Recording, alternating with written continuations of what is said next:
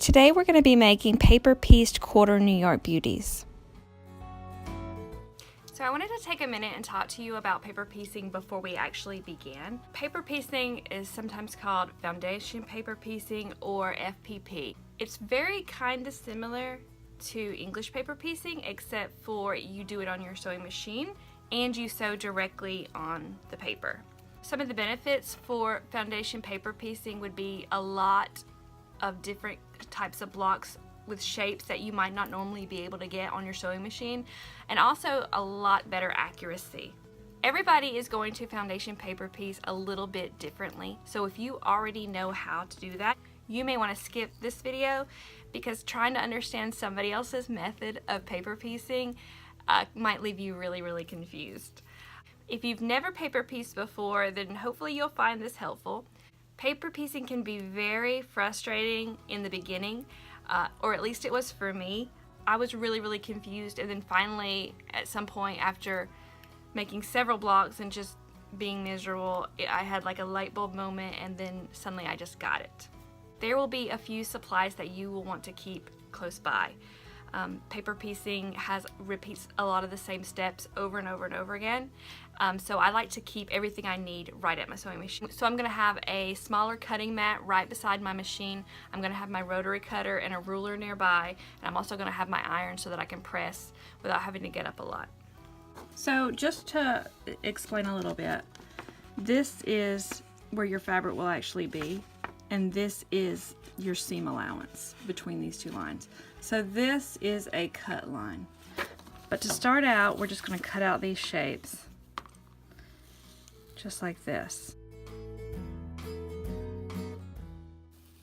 Where it doesn't, right now we don't need to cut out the shapes exactly. We don't do that until we put fabric on it. But we're just going to make our paper a little bit more manageable until we've got pieces that look about like that. So we're going to put the B aside, and we're going to start with the A and C first. So you're going to take your 7-inch square and you're going to turn it upside down. And then you're going to fit your A and your C on here, and you're just going to pin them in place.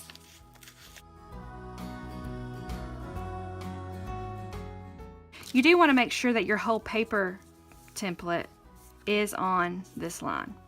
Once you've got it, we're going to start with our arcs, and we're just going to cut those out by hand, just like this. You can use scissors if it makes you feel like you're doing a better job. Or sometimes those tiny rotary cutters are really good for this too. And then with these outer edges, you will just cut right there on this outside line. And I'm using these flat head pins because when you put the ruler on top of them, they don't get in your way.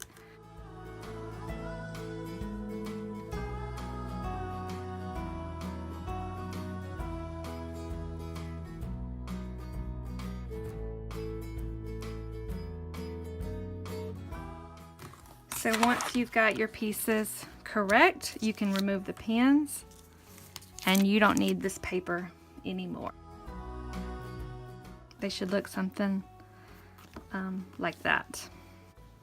So you're going to take your B and C fabrics, your B section for piecing, and then your A and C to your sewing machine. So this is what we want our piece to look like.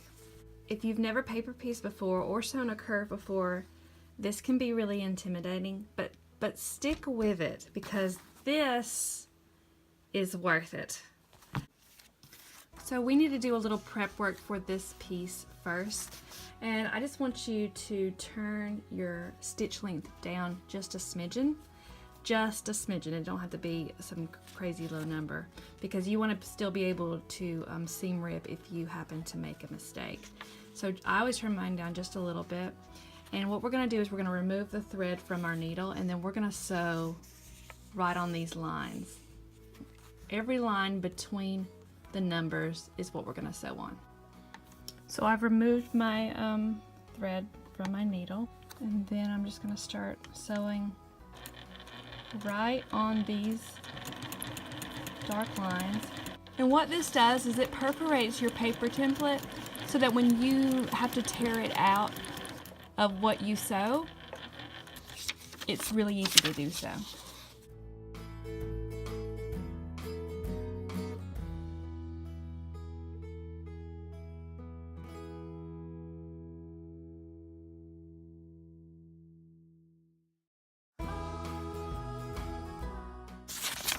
And there's what that ends up looking like.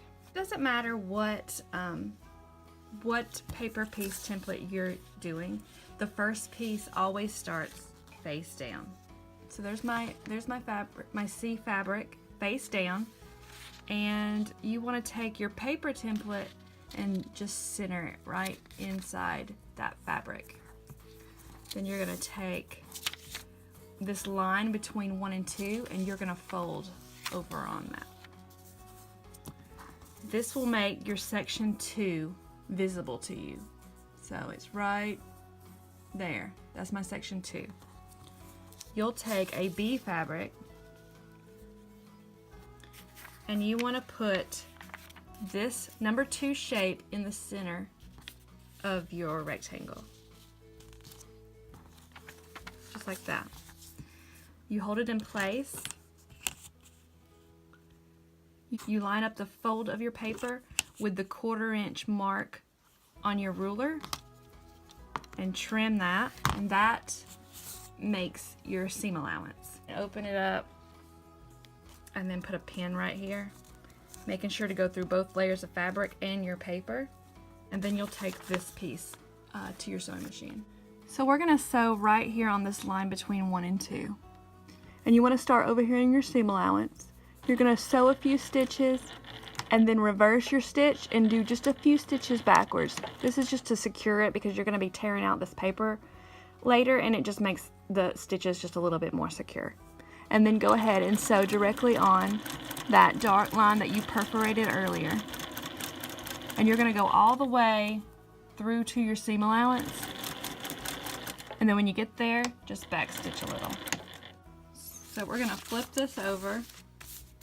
And we're going to open up our piece number 2, just like that, and you're going to press it. So just like we did between 1 and 2, now we've got to do the line between 2 and 3. So we're going to fold on this perforated line between 2 and 3, just like we did before.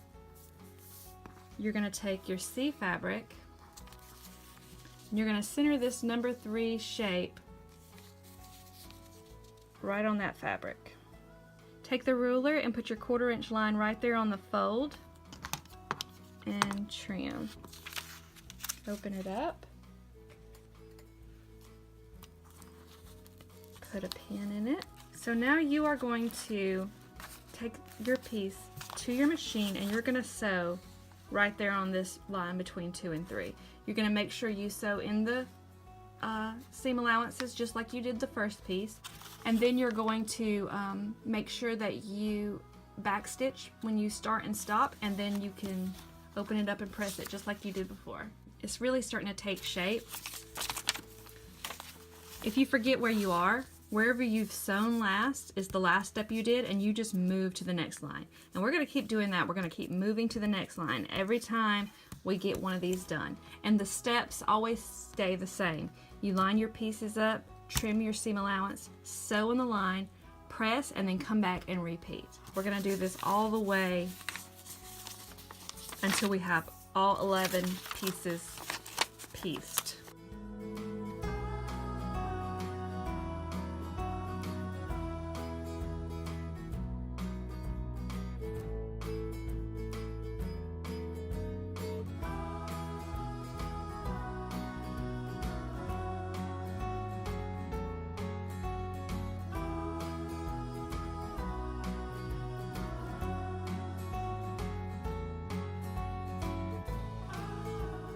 So before long, you end up with a piece that looks like this, and this is me finishing the whole B section.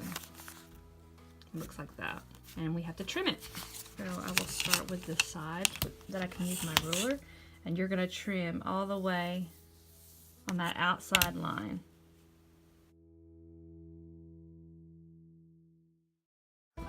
You can use scissors for the arc or your rotary cutter.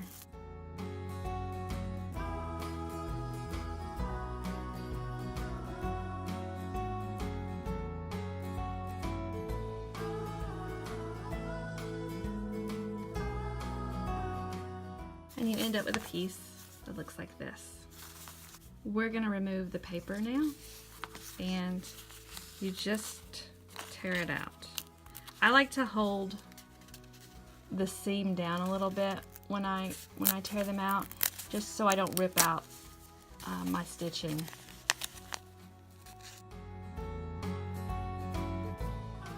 And thanks to the perforating, it comes out pretty easy.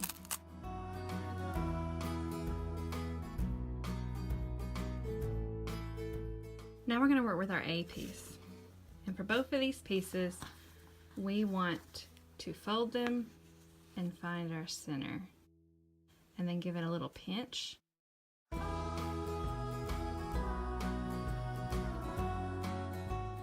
This piece is going to go on the bottom, and this piece is going to go on the top.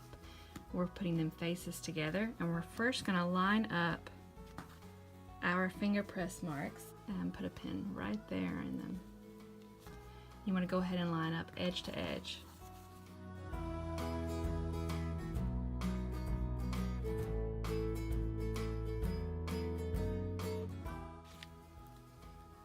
Some people like to pin all of it up, and some people find that the pins get in their way. So you'll end up with something that looks like this. I'm going to start on an edge.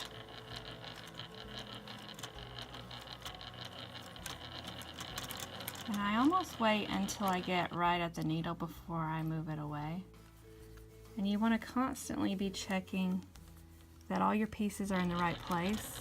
Sometimes that back piece will slip down. You only need them to be in the right place right here at the needle. So don't worry about this part over here right now. We're just focusing on right in here.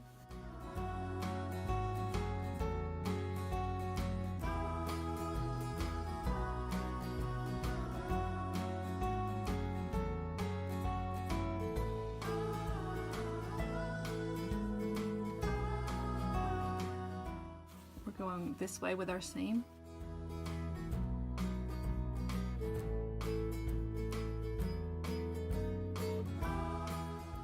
Not too shabby.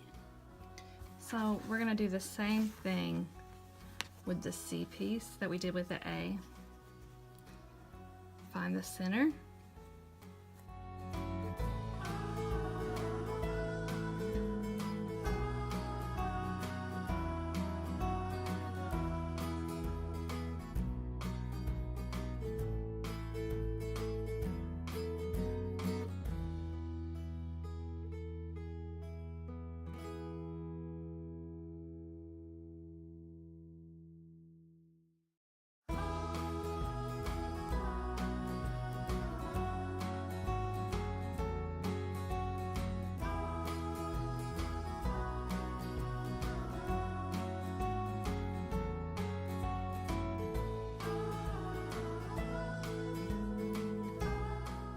Just the same as before. Just go slow.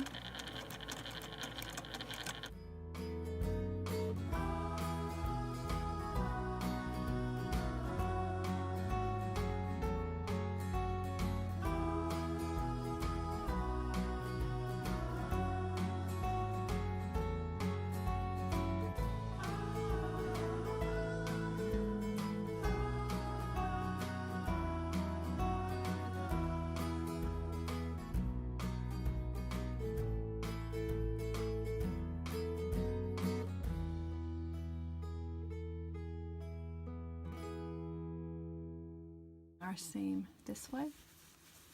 We move this piece out just like this.